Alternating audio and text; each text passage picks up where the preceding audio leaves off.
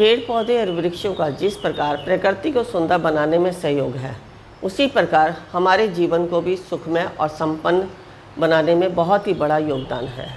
अब आप किस प्रकार अपने जीवन को वृक्षों के द्वारा सुखमय बना सकते हैं, तो आप इस वीडियो को लगातार सुनते रहें और जानिए कि किस प्रकार वृक्ष और पेड़ पौधे हमारे जीवन में बदलाव लाते हैं।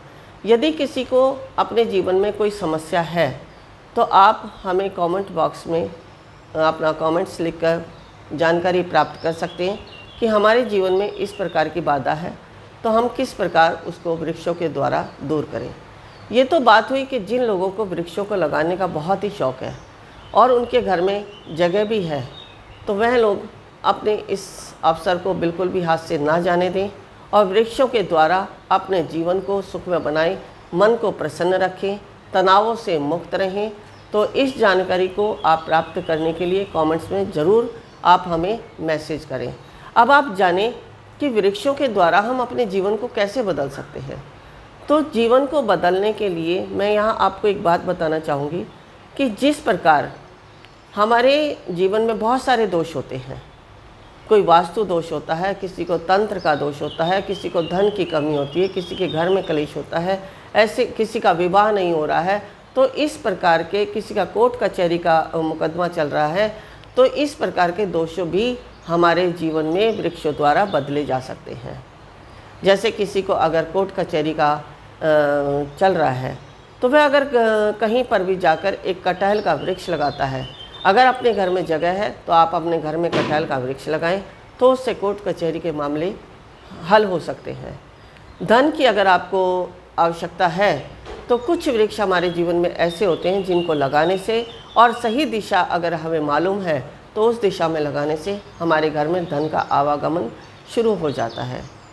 घर में सुख शांति नहीं है, घर में कलह रहता है, घर में बरकत नहीं है, या इसके साथ साथ हमें कोई शारीरिक रोग भी है, तो हम इन वृक्षों के द्वारा इनकी औषधियाँ बनाकर अपने शरीर को भी स्वस्थ रख सकते हैं। इन वृक्षों की जड़ों से भी हम अपने जीवन में बहुत सारे ग्रह दोषों को भी समाप्त कर सकते हैं।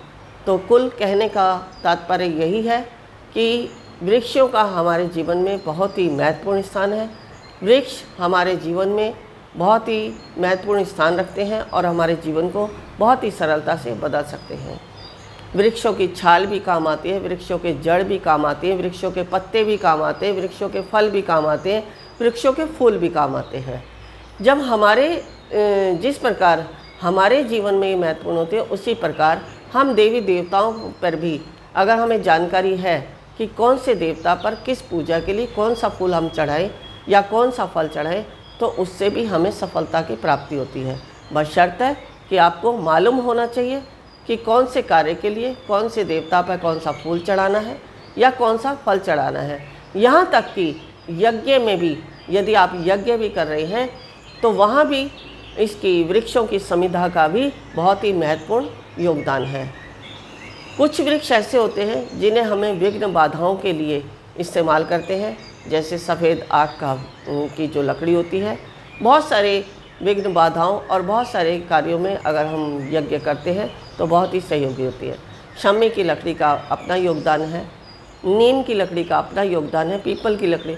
तो कहने का तात्पर्य ये, जितने वृक्ष हैं उनका हमारे जीवन में कहीं ना कहीं कोई ना कोई योगदान अवश्य है। और इसके साथ साथ मैं एक बात और भी बताऊं, हमारा शरीर 5 तत्वों से बना है और तत्व ही हैं जो अधिकता और न्यूनता के कारण हमारे जीवन में बहुत उथल पुथल कर देते हैं। तो इस अधिकता और न्यूनता को बनाए रखने के लिए भी हम यदि उसके अनुसार अपने तत्वों की जानकारी लेने के बाद तत्वों के अनुसार किसी वृक्ष को लगाते हैं, और ये भी जानना है कि कौन सा वृक्ष कहाँ लगाना है और कहाँ लगाने से हमें उसका फल कहाँ मिलेगा। कहने कहाँ से मतलब है कि उसे मंदिर में लगाना है, किसी स्कूल में लगाना है, या किसी ऐसे स्थान पर लगाना है जो बिल्कुल निर्जन भूमि है। तो इन सब की जानकारी अगर यदि हमें है तो इन वृक्षों से ही हम अपने जीवन को बदल सकते हैं, क्योंकि इन वृक्षों में भी प्राण है। ये वृक्ष भी आपसे बात करते हैं, इनका भी मन प्रसन्न होता है, इनका भी मन दुखी होता है, ये भी रोते हैं, ये भी हंसते हैं। तो इनकी बातों को यदि हम समझते हैं, अच्छे से इनसे बात करते हैं, अपने पुत्र समान इन्हें समझते हैं। हाँ, पुत्र समान से मुझे बात एक याद आई कि शिव पार्वती संवाद में भी एक बार आया था कि माता पार्वती ने शिव को बताया, जब वह शिव प्रिया का पौधा उन्होंने सबसे पहली बार पार्वती वन में लगाया था, तो लगाते हुए उन्होंने एक बात बोली थी। महादेव से ये कहा था कि उनके पिता ने उन्हें यह शिक्षा दी थी कि एक पुत्र 10 महासागर के बराबर होता है, और यदि आप एक पौधा अगर लगाते हैं तो वह 10 पुत्रों के समान है। तो आप अंदाज़ा नहीं लगा सकते कि आपने कितने महासागरों की उत्पत्ति कर दी। और उन पौधों को अपने पुत्र समान ही समझते हुए उन्हें सींचते हैं, उनको उतना ही प्यार करते हैं जितना अपने पुत्र को। तो वही पौधे और वृक्ष आपके जीवन को सुखमय बना देते हैं। आप ही आपका नहीं, पूरी प्रकृति ही बदल जाती है, पूरी प्रकृति सुंदर लगती है। और जहाँ प्रकृति सुंदर है वहाँ मन अपने आप ही प्रसन्न रहने लगता है। मन प्रसन्न है तो सारे दुखों का निवारण अपने आप हो जाता है। कहते हैं मन प्रसन्न तो सब प्रसन्न। मन के हारे हार, मन के जीते जीत। तो हमें अपने मन को हारने नहीं देना है, मन को जिताना है, और मन को जिताने के लिए सदैव प्रसन्न रहना है। यही हरियाली हमारे जीवन में बहुत बदलाव ला सकती है। यही वृक्षों की हरियाली हमारे जीवन में भी हरियाली ला सकती है। तो इसलिए आप वृक्षारोपण का कार्य आज से ही संकल्प ले लें कि हम अपने जीवन में सदैव, महीने में ज़्यादा नहीं तो 1-2 वृक्ष तो आपने अवश्य कहीं ना कहीं लगाने हैं। आपके घर में जगह है तो आप अपने घर में लगाएं, नहीं है तो अभी कहीं भी आपको कहीं भी ऐसा स्थान मिलता है तो वहाँ पर जाके एक आधा पौधा आप लगाया करें, तो आपके जीवन में अवश्य बदलाव आएंगे। एक बार करके देखें, मैं गारंटी से कहती हूँ कि आपके जीवन में अवश्य ही बदलाव आएगा आएगा आएगा। तो आज से संकल्प ले लें कि हमें जहाँ तहाँ जैसी भी जगह मिल जाए हमें वृक्ष अवश्य लगाने हैं और वृक्षों की सदैव रक्षा करनी है। कहीं पर भी कोई आप देखें कि कहीं कोई वृक्षों को हानि पहुंचा रहा है तो उन्हें भी आप सावधान कर सकते हैं, उन्हें भी आप इन वृक्षों की लाभ बता सकते हैं। मैंने बहुत जगह देखा है कि लोग बाग अपने मकान को सुंदर बनाने के लिए आसपास के पेड़ों को काट देते हैं या अपनी सुविधा के अनुसार वृक्षों को काट देते हैं। उन्हें ये नहीं मालूम कि वह अपने जीवन में कितना नुकसान कर रहे हैं। जाने अनजाने वो कितनी बड़ी गलती कर रहे हैं और उस गलती की सज़ा उन्हें अवश्य भोगनी पड़ती है। पर उन्हें जब पता लगता है जब जीवन में बहुत सारे सुख दुख आ जाते हैं, पर उनके पास उस समय कोई साधन नहीं होता। तो इसलिए पहले ही सावधान हो जाए, वृक्षों को कभी कष्ट ना पहुंचाए। अगर कभी कोई वृक्ष अपने आप सूख भी गया है, वह नहीं दोबारा से हरा हो रहा है, तो उन वृक्षों को भी उनसे प्रार्थना करके रख ले।